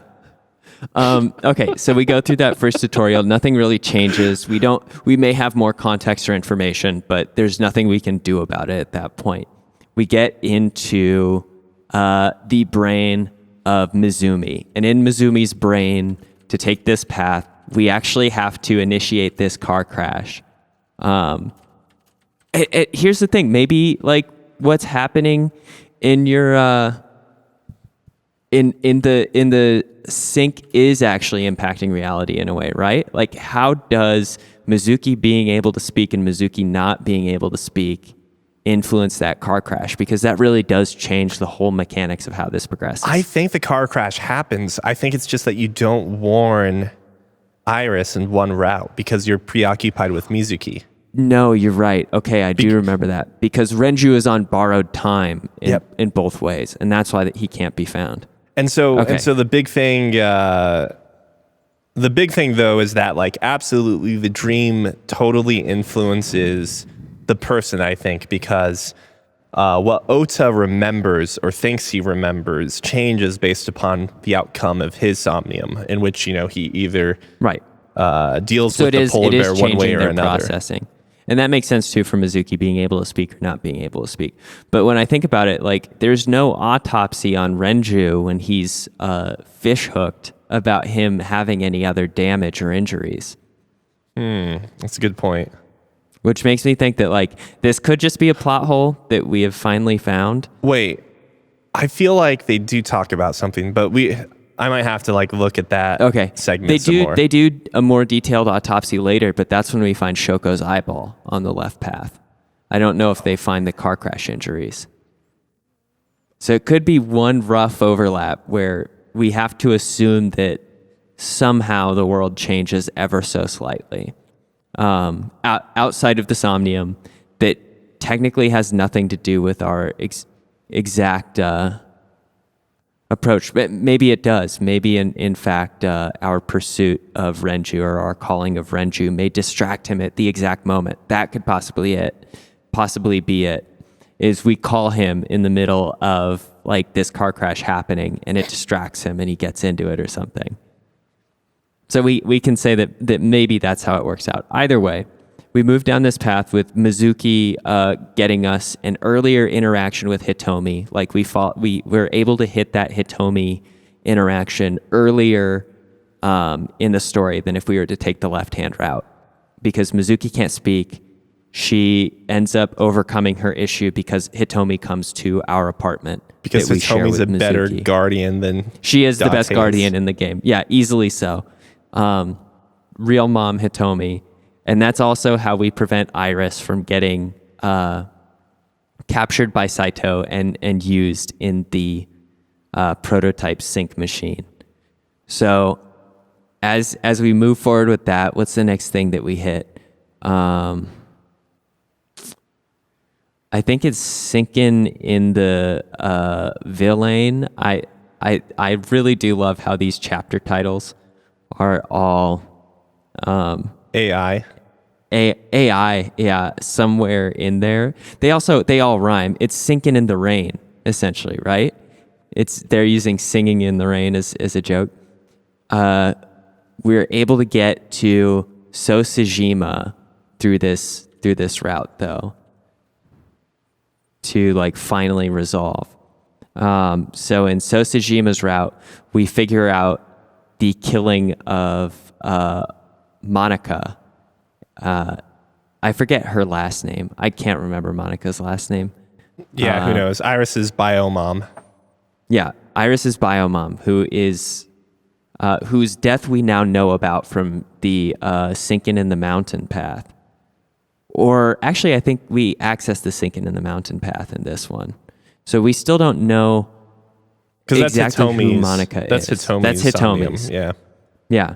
So we find out about So's witnessing of the murder of Monica, and we know that So is not responsible but connected. So we start to like dig into So's relationship with Iris at that point. That's how we discover upon that. Which before, the only way we knew about So was through Iris's Somnium on the left-hand side. This is already getting messy. We know about So through Iris's Somnium on the left-hand side. Yeah. Because the information presented there is her seeing So kissing a woman. But it doesn't make any sense to us because we don't know who the woman is that he's kissing. And he is telling the truth with our heat vision. He's telling the truth that he doesn't know who Iris Sagan is. He has no idea. And which we thought, we get the red herring that is wonderful earlier, that is, he's a politician, so he should be able to lie without like generating heat on his bluff. But we get indicators in the left-hand path that So does lie, and he does heat up like anybody else. So he does have that like autonomic response that he can't hide. Do you remember not Iris? Do you remember So being in a dress? In a dress? No. Yeah, in one of the dreams. I don't remember that at all. I only think So's character model, as far as I can remember at any point in time, is in his robe. All right, and it's not a robe. It's a yukata. Is that what it's called? Is it the same for men? I don't know. I don't remember the exact. Careful going on the internet and looking up Sosejima dress. Yeah, because So is a freaking English word that I've got so many things to talk to you about at the tail end of this podcast that might be interesting. We will wrap up this resolution route first. So with our association of So and Iris, we then have to interrogate Iris. And in this way, this is the only time that we don't actually encounter that weird, terrible, like warehouse room that we think is Iris's consciousness on the left-hand side. Every time we go into Iris's consciousness on the left-hand side, we get this truly disturbing like environment and very violent and complex dreams. But in this one, she's just playing her game. I don't remember what the name of the game is. It's Shovel Forge. She's playing Shovel Forge after you are attacked in Golden Yokocho. and she's trying to sell you on Nizet laws, the conspiracy theory. If you ignore her and essentially avoid her gaslighting you with her brain tumor into believing that Nizet laws is real, which you know to definitely avoid if you've already hit the previous dead end in which she convinces you Nizet laws is real and you lose all grip on reality. You're able to avoid like getting overwhelmed by her brain and convinced, and it brings you to talk to Hitomi about her about her medical situation, and that's when you get to Sinking in the Mountain. And in Sinking in the Mountain, we finally get to learn about Monica's murder by Rohan, and that connection to Falco, our mysterious character. Wait, no, I'm sorry. Falco's not related on this one, I don't think. Yes, he is, because Falco's actually... No, he's not. I'm sorry, you got to cut that. This is all me one big waffling cluster. back and forth. I know, it's so damn messy. It's fine. There's no way any of this is getting edited in any way, including like my weird stutters too. All I know, like at the end of the day, the resolution is that Date has information that he should absolutely not have that leads him to completely unravel the case. Like, and Date, And as it's how we he alluded IDs to, Saito. sorry, one more time. And it's how he IDs Saito. Yep. It's also imperative to note that this is literally Date unraveling things, and it's not Aiba like surmising things or coming up with things. Date is the carrier of the information from point, we'll say the left path to the right path. Yeah. And it's only after Date sees the worst ending in the game, and he literally says something to the extent of, if only things could have turned out better, or if only everyone could be okay, which unlocks the final path in the game. We get to Sinking in the Mountain, and that makes us pursue saving. I believe it makes us pursue saving Iris from capture with the whole crew, right? We get Momo, we get Ota, we get Mizuki, and we have a full-on assault to get her back. And then we're ambushed at the chemical plant, which is such a central piece. Like, it's very clever how they use the chemical plant over and over and over. And I'm like, man, something about this chemical plant exploding is like very important to this setting. But besides like having all of these locales nearby it related to it, I don't know what it is. And we finally find our prototype sync chair, but we're cornered by Falco, or Falco's body, which previously Rohan occupied, I believe, because Rohan had Saito in him. And so is difficult to use in this. It's so Sejima. And so Sejima, Sejima's not in this. It's still unintelligible. I am so sorry. But like the start of it is basically before anything Saito happens. escapes Rohan. No matter what, Saito escapes Rohan into Shoko, and from Shoko escapes into Renju, and then we start the game at Renju. And Shoko actually kills herself in Rohan's body, at least allegedly, right, because she doesn't want to be Rohan, which is fair. Everything that we know about Shoko would lead us to believe that she would have the vanity to kill herself if she ended up in that like weird psychopath's body. Yeah, well, not to mention too, like her brain, her personality dealing with that brain could have been enough of a shock too. Yep. She doesn't have a eyeball to give her drugs to survive either. And she doesn't have a coping mechanism, like whereas Saito is already a psychopath and existed within his, like, we'll say, unbalanced body. And going to another Empty, unbalanced almost, body, yeah. like he probably was more able to cope and deal with it. Yeah.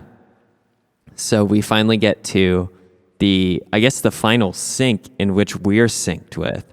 and we return to Falco, and Saito finally recaptures his original body and now wants to go on a killing spree because he's getting all that dopamine back if he does it.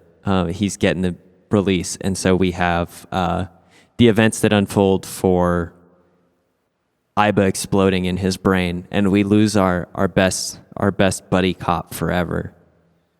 Best buddy cop / maybe potential romantic partner. It's really... We can maybe talk about that real quickly later. But yeah, only to have essentially a time skip. I think it's months, if I'm not mistaken. It's like 3 months, yeah. It's roughly a season. In which we find that more or less everything is kind of returning back to normal. The only thing that is like extremely... Gone is Iba. Sorry? Iba's gone, and that's like Yes. the biggest jarring thing to Kaname Date, now Falco again. And Pewter's in jail too. Yeah, poor Pewter's in jail. But eventually, after talking to every single character out there, I saved Abyss, for last. But when you end up going to Abyss, you end up going unconscious for a little bit of time after talking to Pewter, and you come out of the, you regain consciousness, and everything seems to be fine, although something's alluded to, which you then later realize upon meeting up at the dock to meet up with Iris. I wonder what that's about. You are given the reveal that your eye has been replaced with Iba again. And so Iba... Right, because Falco still has the glass eye. Yep, so Ibis... before Ibis, he sorry. goes unconscious and receives the procedure to get Iba back. Yep. So Iba's alive. She managed to essentially recover her data, her fragmented data from the cloud. And we get what I think is maybe one of my favorite endings in any video game possible, which is a fucking dance and Whole song cast number. dance scene, yeah. Which would have been great had I not already heard the song too many times. No, it's great. It was very touching. Well, you heard what was the imperfect partial version of the song. And then you got the song with the best verse in the entire song, I guess, rather, which is a punch to the forehead, a kick like a warhead. You're down on the floor spread.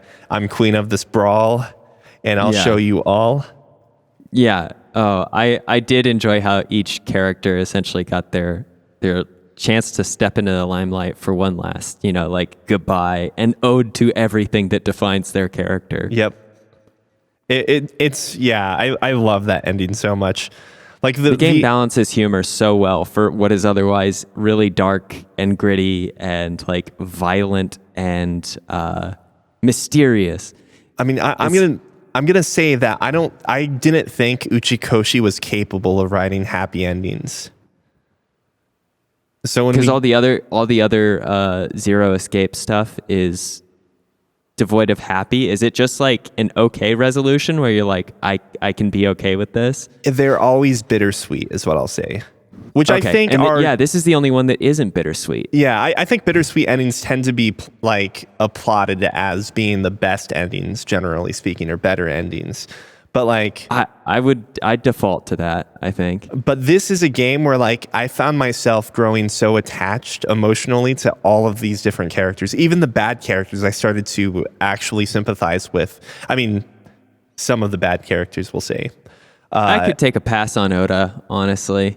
But Ota has such a good redemption arc through his storyline. Yeah. He realizes he's a little fucking shit, and he's I need to stop being a fucking shit. Yeah. I mean, he goes from making fake accounts, bashing his one true love, his internet idol love, his infatuation. Yeah, his infatuation. That's a crush. It's a much better term for Oda. So he goes from making fucking fake accounts to realizing that he needs to take care of his mom, who has progressively worsening dementia. Yeah. I mean, the kid's been dealt a pretty fucking rough It's a bad card. hand. Yeah. And his actions have only made it worse in some cases. But like, I think it's very humbling and also like endearing that you get to see him actually realize the issues, like essentially his hand in it, and realize that like he is as much to blame as fate itself or luck, and realize that he needs to actually step up. Especially for the downstream consequences, the stuff that happens much later. Granted, though, I mean, the biggest surprise is that his dad is more or less like Popeye. The character design behind his dad is truly like incongruous with everything else I thought I knew about this game. But I mean, it was definitely very like a conscious decision that they made these characters very, like those are the cartoony characters, right? They look like they came out of Astro Boy. But they are actually presented with the realist story, like the most realistic. This could technically happen to anyone's story. They open up a diner, it goes fucking It felt the closest south. to home, yeah. Yeah, like it's not the happiest story. It's not the brightest story, but I definitely learned to love Ota as much as a lot of these other characters. Like honestly, one of the characters I don't really care for that much is Iris. I think she's fine. Me too. Yeah, she's fine. But not a big fan. I'm sorry, orphans aren't a tearjerker for me anymore. And I don't think they ever necessarily wanted to push that motive, but like Iris is exactly what she is. She is a teenage girl that like, thanks to having some awesome support systems, is living like a very like, I want to kind of say spoiled life, but not like spoiled, like pompous spoiled. It's just like she's not rich, but her life is about as happy as anyone's life could be at that developmental stage. I mean, and she's really talented and she's like pushing herself to do all of these things. So like there's admirable things about her, but like she's actually one of the least focused characters when you think about the concept of growth across each of these people and characters we meet. Like she's billed as nice. She is the fake female mascot, or not mascot, but like the fake female heroine of the game, when it turns out that half of the screen time Iris has, it's a different person in her body, basically. And like her growth really as a whole, it's almost non-existent in a way. Like she is actually her growth is all near her brain, and it's but until it gets removed, it's pressing on her corpus callosum. But really, that's actually a great realization I'm having now, that like you don't necessarily get much growth out of her, because the story isn't about Iris's growth as an idol or as a person.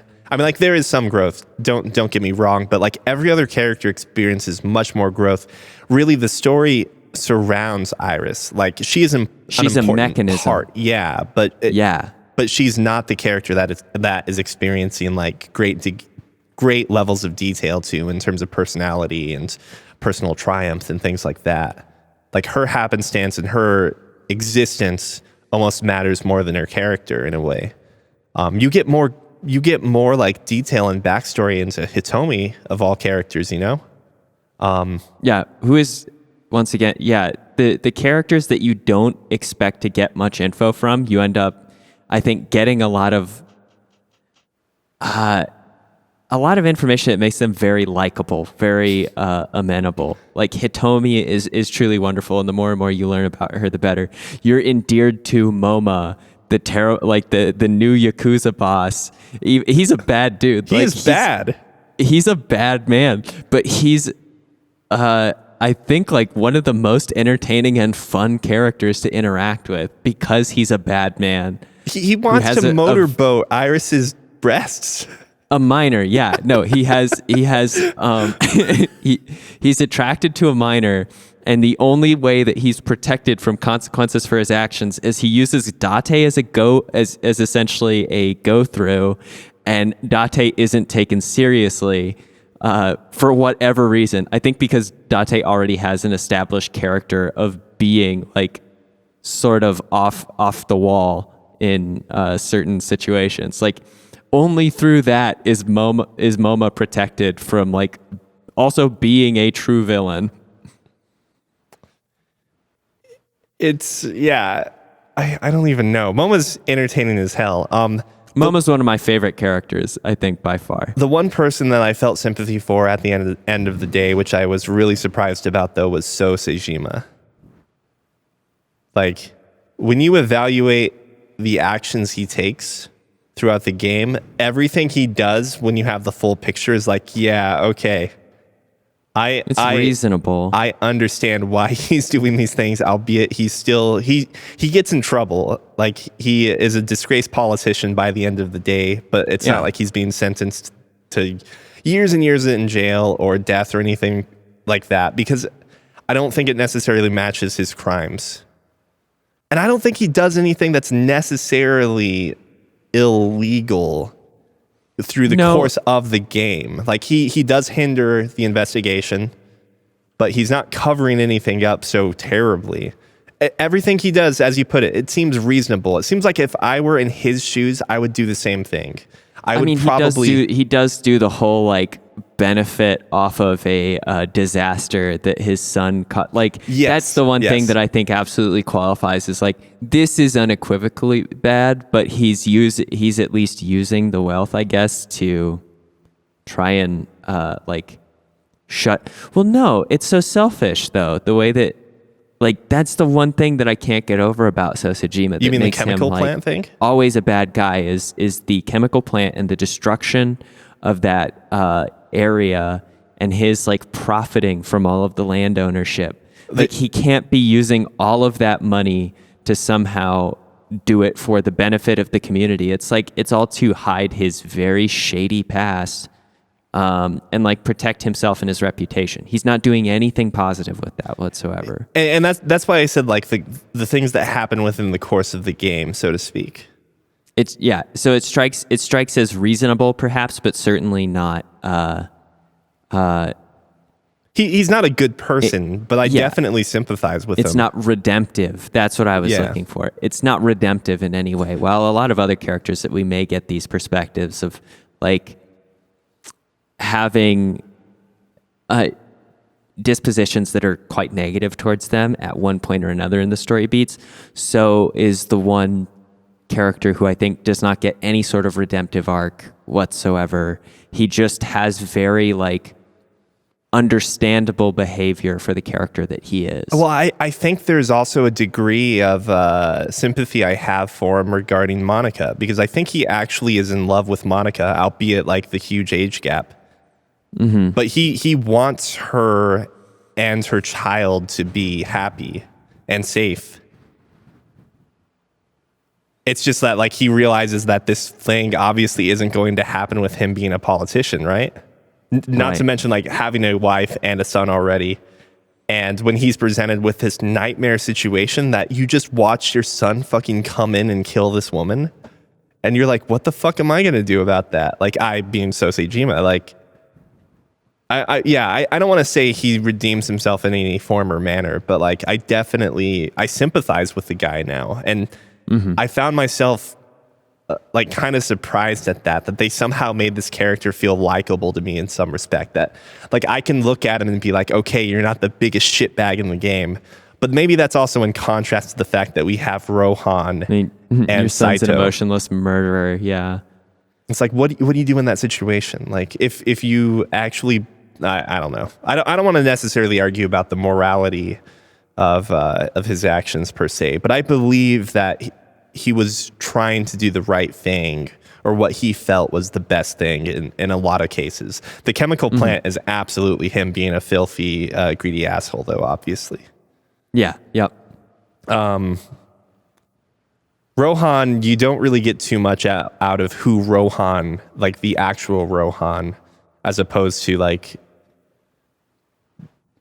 I actually think most of the screen time we have really doesn't matter. Yeah, most of the screen time we have with the Rohan body is actually when you have who Date used to be inside of Rohan's body.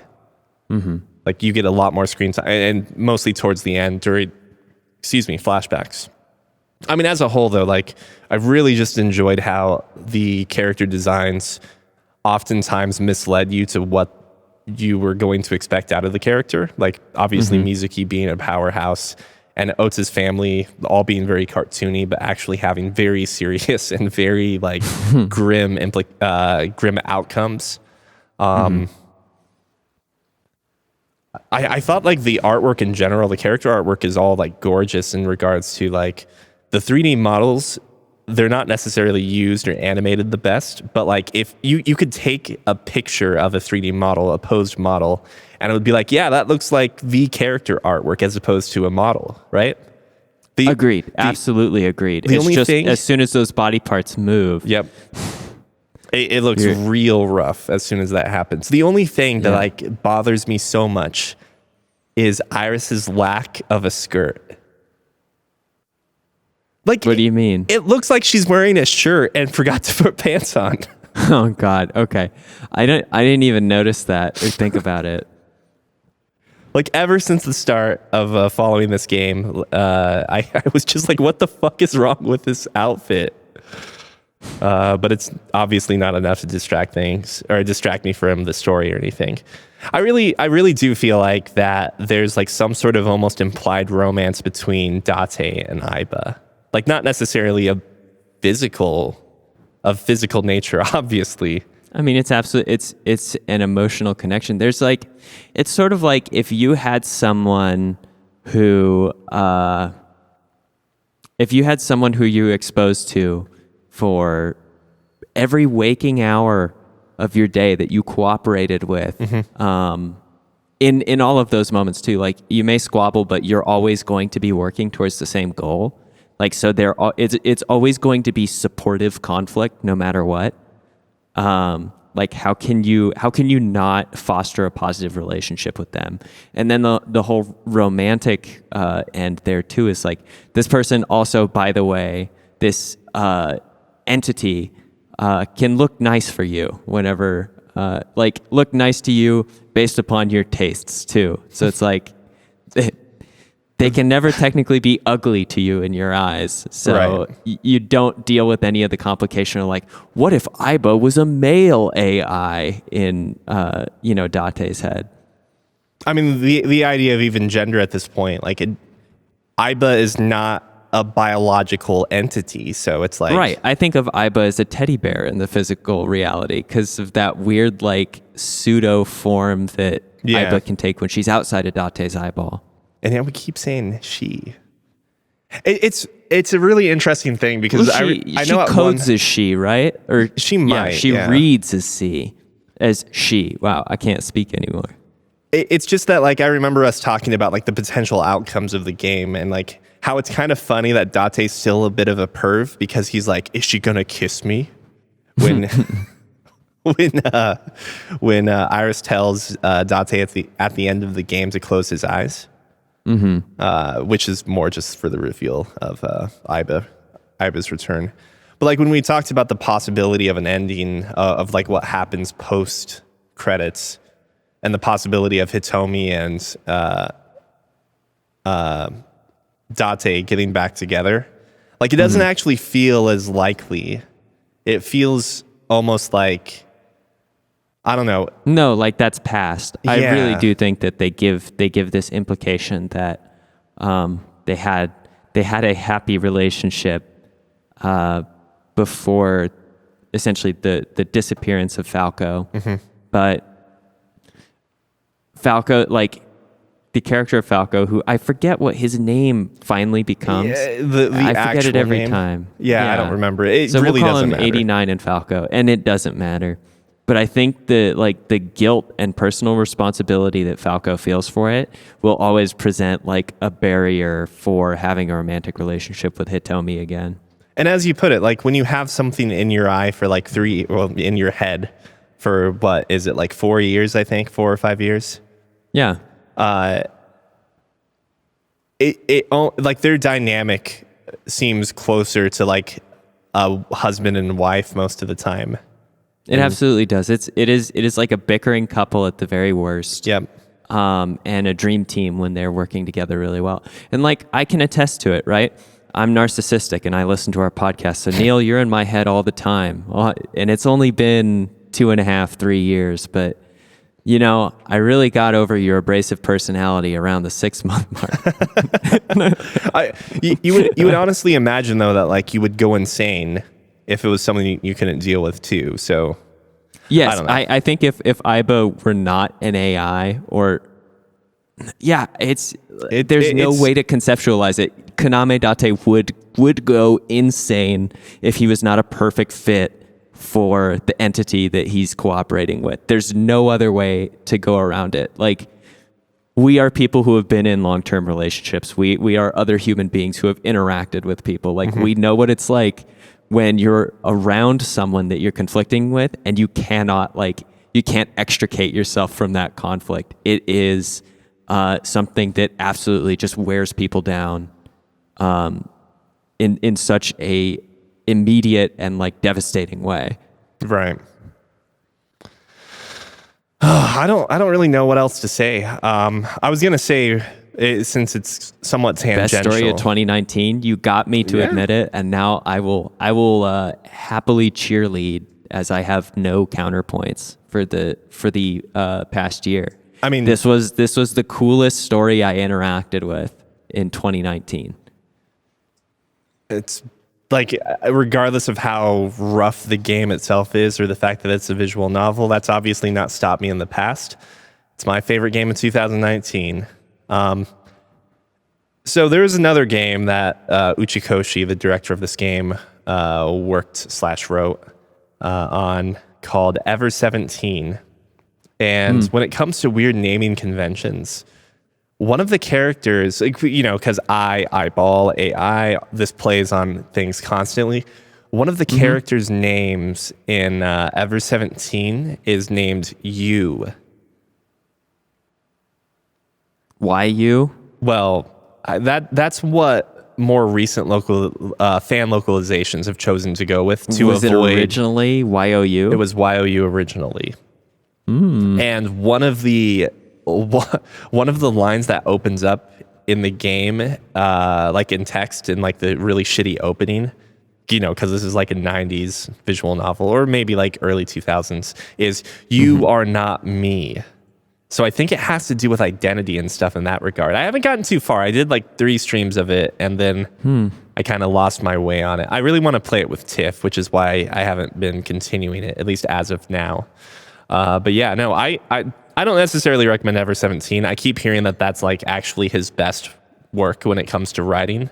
But I do think you should try out 999. Like, obviously, part of the spoil behind like jumping between paths is gone. But I mean, I still have my DS though, so I guess I could, right? That's DS, or is it Vita? It's DS, it's PlayStation 4, it's PC, and it's okay. It's also, I'd probably pick it up on the PC then. It's also Android and iPhone. Oh, interesting. But okay. Some caveats here. Okay. So the voice acting in the Somnium file, maybe we didn't talk about it too much outside of the fact that it was really good. Yeah, it's super good. I think we keep saying it's very good. It's very, very good. The voice acting in 999 and all of the Zero Escape games, I think is pretty solid. Like, there are some people that are very good. There are some that are like, it doesn't necessarily, it's not bad or it's not terrible, or it's not bad. It's just fine. There are some moments in that game that are awesome because it's voice acted. But that's the new versions of the game, the remake.